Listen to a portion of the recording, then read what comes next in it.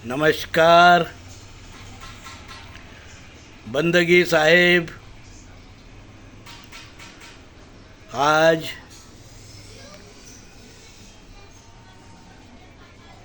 राम नवमी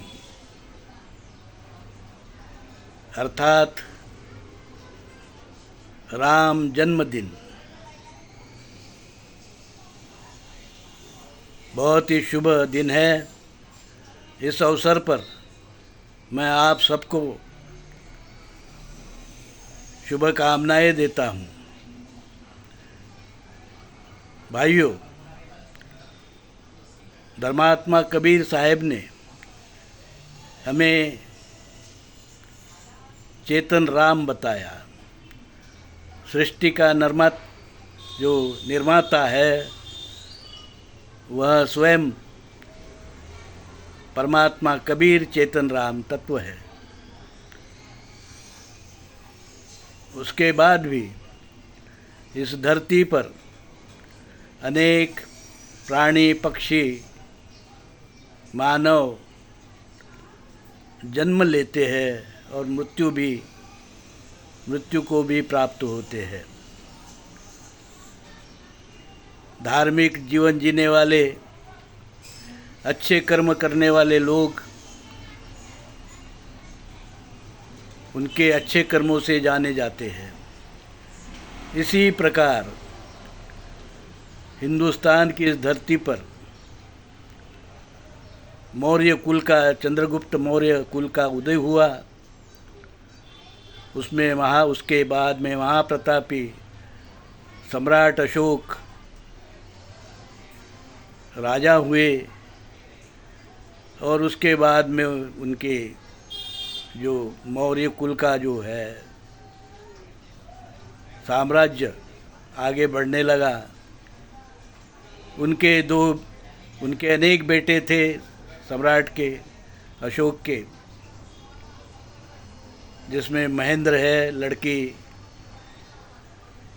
संघमित्रा है। बड़ा लड़का कुणाल था जो अंध था, जन्म से अंधा था। दूसरा लड़का दशरथ।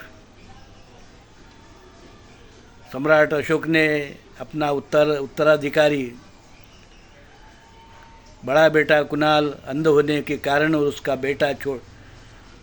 बेटा संप्रति छोटा होने के कारण कुछ समय के लिए दशरथ को, अपने दूसरे बेटे दशरथ को सम्राट बनाया और ये भी कहा कि जैसे ही कुणाल का बेटा संप्रति बड़ा हो जाएगा उसे सम्राट दशरथ अपनी राजगद्दी सौंप देंगे।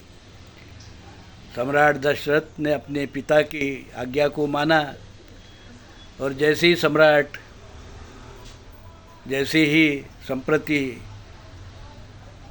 बड़े हुए, वो भारत दर्शन के लिए उनको भेज दिया गया था, भाइयों के साथ में, बहनों के साथ में। और विश्वामित्र गुरु जो उस समय के बौद्ध भिक्खु थे, उनके साथ में भारत भर में बन रहे विहार सम्राट अशोक जो बना रहे थे उसको देखने के लिए बाल संप्रति को उसके भाई बहनों के साथ में भेजा गया। साथ में विश्वामित्र गुरु भी थे। 12 13 साल तक जो भी है बाल संप्रति पूरे भारत का भ्रमण किया। संप्रति ने निकलकर वो महाराष्ट्र में आए, महाराष्ट्र से आंध्र प्रदेश और फिर साउथ में कन्याकुमारी से होते हुए श्रीलंका में गए। अपनी बुआ संघमित्रा और महेंद्र से मुलाकात की। तब तक वो 18 साल के हो गए थे जब उन्हें वहाँ पता चला कि एक विदेशी यूरेशियन वैदिक ब्राह्मण धर्मी परशुराम अयोध्या के पास में ब्राह्मण राज निर्माण करने की कोशिश कर रहा है मौर्य साम्राज्य में। तो वो श्रीलंका से सीधे पिता, अपने जो चाचा है दशरथ की अनुमति से अयोध्या पहुँचे। अयोध्या के पास में जो यहाँ परशुराम अपने सैनिक की सहायता से एक छोटा राज्य निर्माण करना चाहता था। उसका संप्रति ने उसका पराभव किया परशुराम को और उसको मार डाला। यह कहानी जैन साहित्य में सम्राट सौभम के नाम से प्रसिद्ध है। जो झूठी कहानी ये रची गई कि परशुराम ने 21 बार क्षत्रिय निक्षत्रिय किया, ये धरती निक्षत्रिय किया, वगैरह सब झूठी कहानी है। क्षत्रिय का अर्थ होता है क्षेत्री, यानी भूमि, भूमिपुत्र, भूमिज, भूमिहर। तो और रजपुत का अर्थ भी वही होता है, रज मतलब भूमि। तो रजपुत्र, भूमिपुत्र, क्षत्रिय, ये सब मूल भारतीय हिंदू धर्मी लोगों के लिए एक ही शब्द है। मूल भारतीय हिंदू धर्म में कोई जाति वर्ण व्यवस्था नहीं है, इसलिए सभी केवल मूल भारतीय नेटिव हिंदू है। यूरेशियन वैदिक ब्राह्मण धर्म में रक्त शुद्धि के कारण उन्होंने एक वर्ण सवर्ण ब्राह्मण वर्ण बनाया। उन्होंने जनेऊ होम हवन के माध्यम से छुआछूत अस्पृश्यता को जन्म दिया और हिंदुस्तान में अपनी बहन बेटी आदि को, यहाँ के रजपूतों को, भूमिहरों को, क्षत्रिय को, राजाओं को देकर उनके राज्य में थोड़ा सा जमीन, कुछ हक प्राप्त किए। पर किसी भी इतिहास में भारत भूमि पर कभी भी किसी ब्राह्मण का राज्य नहीं रहा है। परशुराम ने वो कोशिश की थी जिसको स्वयं मौर्य सम्राट संप्रति यानी जैन सम्राट सौभम यानी मूल भारतीय हिंदू राजा राम, दशरथ नंदन, यूँ कहिए दशरथ का जो भतीजा सम्राट अशोक मौर्य के बाद में सम्राट दशरथ मौर्य जो आया वो गादी पर, और उसके बाद में जो राजा हुआ, सम्राट हुआ, वो है सम्राट संप्रति मौर्य। संप्रति मौर्य ही परशुराम को मारने के कारण प्रति परशुराम राम कहलाया। राम ही संप्रति मौर्य सम्राट है, राम ही जैन सौभम सम्राट है, सम्राट सौभम है, राम ही मौर्य कुल से है, मौर्य कुल ही सूर्य, जिसे सूर्य कुल बाद में शाब्दिक हेरा फेरी से सूर्य कुल भी कहा गया, सूर्यवंशी भी कहा गया। पर ये सब जो है मौर्य है, ये मूल भारतीय नागवंशी नेटिव लोग हैं।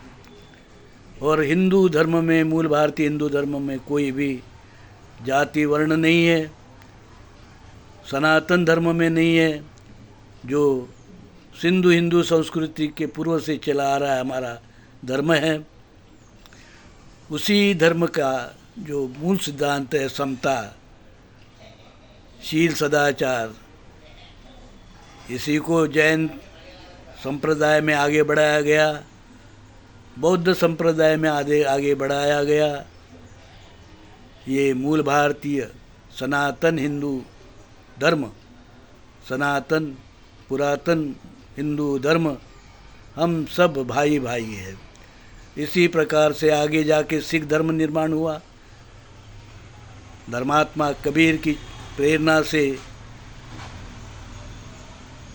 नानक गुरुदेव नानक देव ने जो पंथ आगे चलाया वही सिख पंथ कहलाया, सिख धर्म कहलाया। आगे जाकर हम सब समतावादी विचार के लोग हैं, शील सदाचार वादी विचार के लोग हैं। और जो यूरेशियन वैदिक ब्राह्मण धर्मी लोग हैं वो रक्त शुद्धि और अलिप्तता अलगपन को मानने वाले लोग हैं। वो रोटी बेटी में विश्वास नहीं करते हैं, समता में विश्वास नहीं करते हैं, भाईचारे में विश्वास नहीं करते, शील सदाचार में विश्वास नहीं करते। उनका धर्म एक वर्ण सवर्ण ब्राह्मण, केवल एक वर्ण सवर्ण ब्राह्मण 3% ब्राह्मणों का धर्म है। वो हिंदू नहीं है, वो हिंदुस्तानी नहीं है, वो अलग धर्मी लोग हैं, विकृत संस्कृति के लोग हैं, अधमी लोग हैं। और धर्म है जहाँ समता है, भाईचारा है, शील है, सदाचार है, इसी का पालन सम्राट संप्रति ने यानी राम ने अपने राज्य अभिषेक के बाद में किया।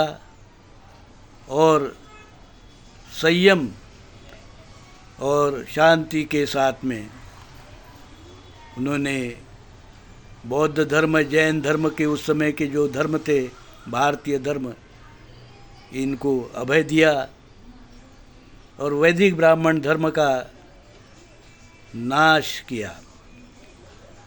वैदिक ब्राह्मण धर्म का नाश मौर्य साम्राज्य में लगातार चलता रहा। इतिहास में किसी भी इतिहास को, आप भारतीय इतिहास को देखेंगे तो कोई भी राजा ब्राह्मण राजा नहीं है। उसके बाद में मौर्य सम्राट के बाद में कनिष्क राजा बौद्ध हुए, बौद्ध धर्मी राजा हुए। उसके बाद में हर्षवर्धन भी हुए और कुछ मूल भारतीय हिंदू धर्मी राजा हुए, पर वैदिक ब्राह्मण धर्म राजा कोई भी नहीं हुआ। हेमचंद्र राउत राय कुछ समय के लिए मूल भारतीय हिंदू धर्म के पवित्रवाणी बीजक के दोहे गाकर धर्म विक्रमादित्य ये उपाधि को प्राप्त कर सम्राट हुए। जो हेमचंद्र राउत राय के बाद में शिवाजी महाराज ने उन्हीं धर्मात्मा कबीर वाणी पवित्र बीजक के कुछ दोहे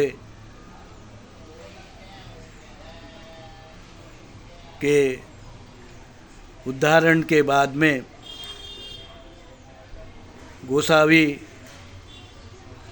गोसावी ने राजा शिवाजी को छत्रपति घोषित किया और दूसरा राज्याभिषेक किया। शिवाजी महाराज ने जनेऊ उतार कर फेंक दिया।